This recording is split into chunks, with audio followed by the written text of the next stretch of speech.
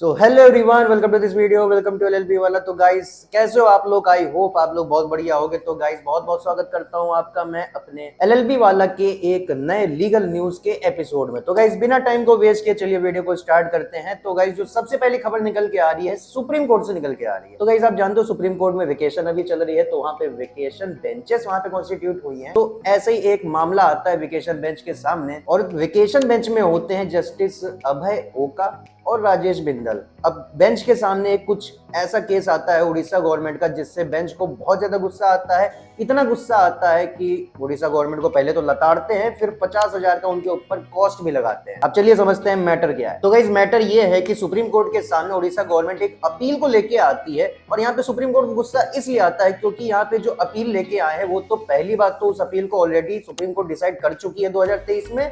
Plus ये जो appeal लेके आई है उड़ीसा गवर्नमेंट, ये बहुत ज्यादा मतलब डिले कर दिया है अपील को फाइल करने में। अब चलिए इस मैटर की और थोड़ा गहराई में जाते हैं। तो बेसिकली उड़ीसा गवर्नमेंट ने उड़ीसा हाईकोर्ट के एक डिसीजन को चैलेंज करने के लिए सुप्रीम कोर्ट को आउटरीच किया था। अब सुप्रीम कोर्ट में ये केस आने से पहले, अपील आने से पहले, ये जो पिटीशन दी है पहले उड़ीसा हाईकोर्ट में जाती है। उड़ीसा हाईकोर्ट ने ये पाया था कि वहां पे भी उड़ीसा गवर्नमेंट ने ये पिटीशन फाइल करने में बहुत ज्यादा समय ले लिया, अराउंड 4 साल का समय ले लिया। इतना ज्यादा डिले था, और इस डिले के चलते उड़ीसा हाईकोर्ट ने इस पिटीशन को एक्सेप्ट करने से मना कर दिया था। अब इस डिसीजन के अगेंस्ट में, ये डिसीजन जो था उड़ीसा हाईकोर्ट के 2022 का डिसीजन है, अब इसको चैलेंज करने के लिए उड़ीसा गवर्नमेंट आती है सुप्रीम कोर्ट। अब सुप्रीम कोर्ट ने ये पाया कि वहां पे तो आपने 4 साल का डिले ऑलरेडी किया हुआ था उड़ीसा हाईकोर्ट में, प्लस वहां से आपको यहाँ आने में, अपील करने में 512 दिन लग गए, मतलब अराउंड 1.5 से 2 साल। तो इसीलिए गाइस यहाँ पे सुप्रीम कोर्ट को बहुत ज्यादा उड़ीसा गवर्नमेंट के ऊपर गुस्सा आया, और इसके मतलब गवर्नमेंट के ऊपर 50,000 रुपए का फाइन भी लगा दिया। हालांकि जो वकील रिप्रेजेंट कर रहे थे, काउंसिल थे जो गवर्नमेंट के, उनको कुछ नहीं बोला है। यहाँ पे गलती पाई गई, ये जो डिपार्टमेंट के जो ऑफिशियल्स होते हैं, ये उनके डिले की वजह से ये ओवरऑल डिले हुआ है। अब यहाँ पे सुप्रीम कोर्ट को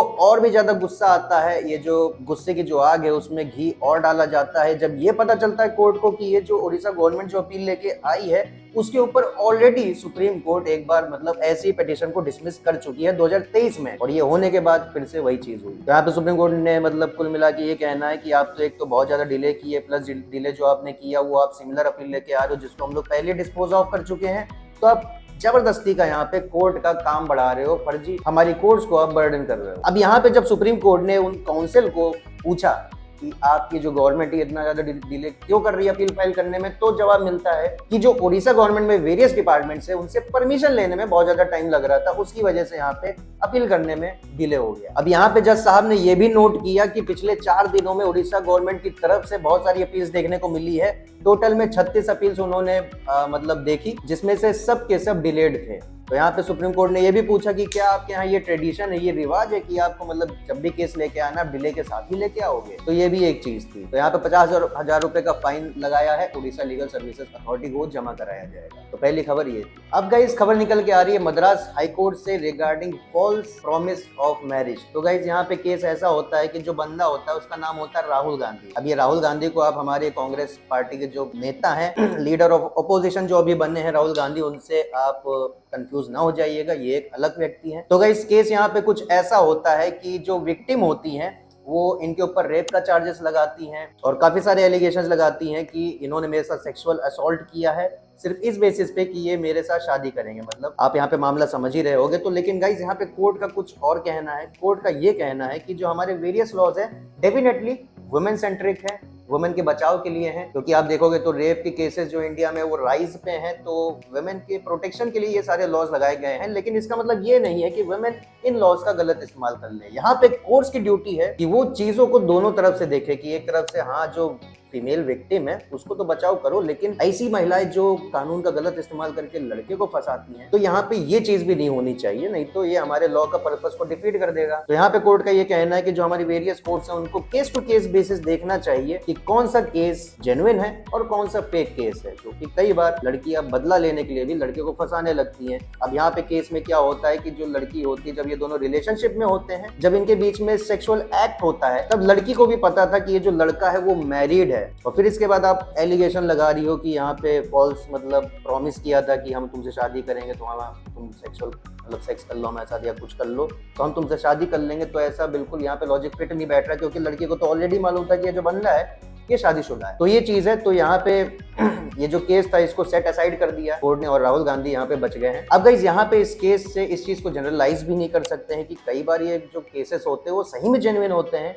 कि हाँ जो लड़का होता है वो बहला के फुसला के या जबरदस्ती लड़की को अपने चंगुल में फंसा लेता है। लड़के को पता है कि हाँ वो शादीशुदा है, लड़की को नहीं बताता है। लड़की और लड़का दोनों प्यार में, फिर जब दोनों के बीच में सेक्सुअल कंडक्ट हो जाता है तब पता चलता लड़की को कि हाँ ये लड़का तो शादीशुदा है, ये तो मुझसे फर्जी शादी के वादे कर रहा है। और जब तक लड़की को ये सब पता चलता है तब तक लड़का मतलब जो उसका अल्टीमेट मोटिव होता है सेक्स करना या फिर उसके जो भी फैंटेसीज डिजायर्स होते हैं वो तब तक वो पूरा कर चुका होता है। फिर लड़की फिर वहां पे केस कर सकती है, फिर उसका केस वहां पे जेन्युइन होता है। तो ऐसे केसेस को भी हमको इग्नोर नहीं करना है। हालांकि ये 1%, 2% या 10% केसेस में से आ गया जहां पे ये फेक रेप का एक केस था। तो ये चीज है। अब गाइस आप जानते हो कि 1 जुलाई 2024 से जो हमारे नए क्रिमिनल लॉज है, भारतीय न्याय संहिता, भारतीय न्याय सुरक्षा संहिता, भारतीय साक्ष्य अधिनियम, जो कि रेस्पेक्टिवली रिप्लेस करते हैं हमारे आईपीसी, सीआरपीसी और एविडेंस एक्ट को, ये एनफोर्स होने वाले हैं, फोर्स में लागू हो जाएंगे 1 जुलाई 2024 से। अब गाइस इस चीज से बहुत ज्यादा कोहराम मच रहा है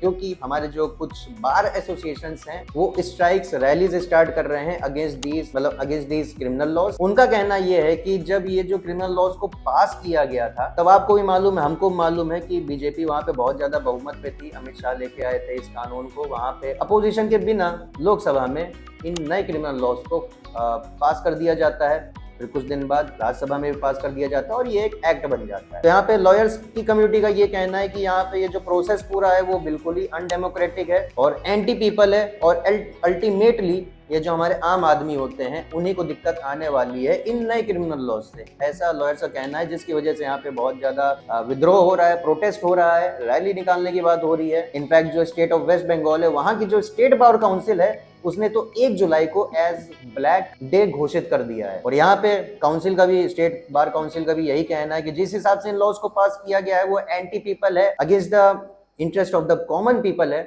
और अनडेमोक्रेटिक इन नेचर है। हालांकि guys bar council of India का यही मतलब अपील है कि आप ऐसी चीजें ना करिए, नहीं तो कोर्ट का काम रुक जाएगा। और कोर्ट का काम रुकेगा तो जो आप अल्टीमेटली जो कह रहे हो कि कॉमन आदमी का जो इंटरेस्ट है वो अंडरमाइन हो रहा है, तो जो आप काम कर रहे हो उससे भी वही चीज होगी। तो एक तरह से ये कहने का मतलब है। प्लस जो आपके ग्रीवेंसेस है, ऐसा नहीं है कि हम लोग उसको इग्नोर कर देंगे, बिल्कुल जो आपकी दिक्कतें हैं उसको एड्रेस किया जाएगा। हम एक कमेटी बनाएंगे जिसमें फॉर्मर जजेस होंगे, अच्छे खासे बड़े बड़े लॉयर्स होंगे, जर्नलिस्ट होंगे, सोशल एक्टिविस्ट होंगे। तो पूरा प्रॉपर आपकी जो दिक्कतें हैं उनको सॉल्व करने की कोशिश की जाएगी। Plus bar council of India का ये भी कहना है कि जो भूपेंद्र यादव है जो कि एक यूनियन मिनिस्टर है अभी करेंटली, तो यहाँ पे बार काउंसिल ऑफ इंडिया का ये कहना है कि ये पेशे से लॉयर भी है तो इनको एक मीडिएटर भी बना सकते हैं, इनको एक मीडिएटर बनाया जाएगा तो चीजें स्मूथली होंगी। और plus bar council of India का ये भी कहना है कि आपको जो भी प्रोविजंस में इन जो तीनों नए लॉज आए उसमें कोई भी प्रोविजन आपको अनडेमोक्रेटिक लगता है, अनलॉफुल लगता है, अनकॉन्स्टिट्यूशनल लगता है तो आप बताइए वो क्या, मतलब कौन से प्रोविजंस हैं, आप उसका रीजन बताइए कि किस बेसिस पे वो अनकॉन्स्टिट्यूशनल है। तो डेफिनेटली वहां पे एक प्रॉपर बढ़िया डिबेट करके उसके ऊपर डिस्कशन करके जो भी कंक्लूजन निकलेगा उस हिसाब से वहां पे एक्शन ले लिया जाएगा। तो अभी के लिए तो यही चीज है, देखते हैं आगे क्या होता है। तो गाइस आज के लिए इतना ही। आई होप आपको वीडियो पसंद आई होगी। वीडियो अगर पसंद आई तो वीडियो को लाइक कर दीजिएगा। कुछ आपका अगर सुझाव हो या अगर आपको कुछ कहना हो तो आप नीचे कमेंट सेक्शन में कह सकते हो। बाकी ऐसी और भी वीडियोस के लिए सब्सक्राइब कर लीजिए LLB वाला। Thank you, stay safe.